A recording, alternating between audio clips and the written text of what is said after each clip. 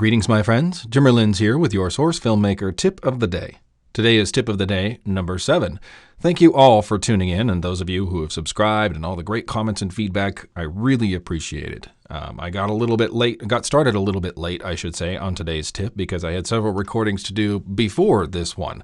I'm actually a voice actor in my real life, and so I had to do a little bit of that. So I apologize if any of you were wondering what happened to today's tip. Never fear, though. I will always get it done. So for today's tip, what I want to show you is how you can eliminate extra cameras. One of the things that I noticed first off when I was using the Source Filmmaker was if I ran a recording and then I decided I didn't like the take, well, the camera for that take would stick around. Here, let me show you what I'm talking about. I'm going to create a new camera here, and then I am going to switch over to the game view, and then I'm going to move over here a little bit, and then I'm going to record myself just running around a little bit back in my I should wait for the beeps, huh? There we go. All right, running around the circle here. Okay, hit escape, and now we see we have two cameras, camera 1 and Dr. Venkman camera. So let's say I decide I want to do another one with a second scout, so I'm going to move him over here. I'm going to record.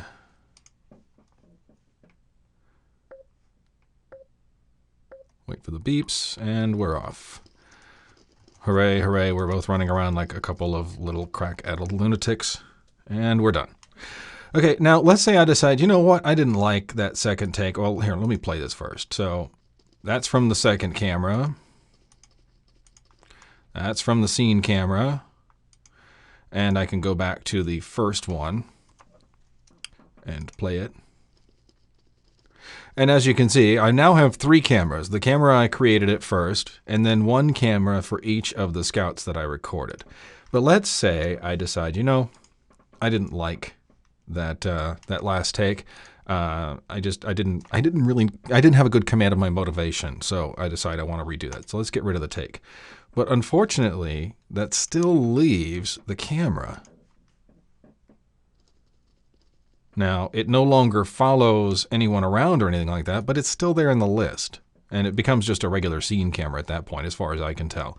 But I still don't like it there. And if I was to record again, I would get yet another camera. So at some point or another, I might end up with just a ton of cameras. And it can make it a little bit difficult to navigate the list and find the cameras that I specifically actually want. So I'm going to show you how to get rid of extra cameras.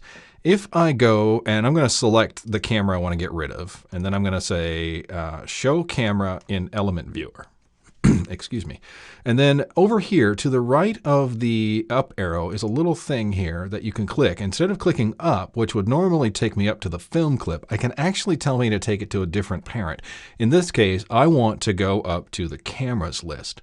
And the cameras list is right here, and it will show me the children. So there are 3 cameras in the children, and this is where I can get rid of the cameras. Before I do this, again, every time I tell people about using the element viewer, I give you a giant word of caution. Be careful. The element viewer has very few restrictions on what you can do with it, and it is totally possible and quite easy to completely corrupt your hard work and make it impossible to recover your project. And I've even heard some stories of people accidentally breaking Source Filmmaker so badly that they had a really hard time getting it back to work.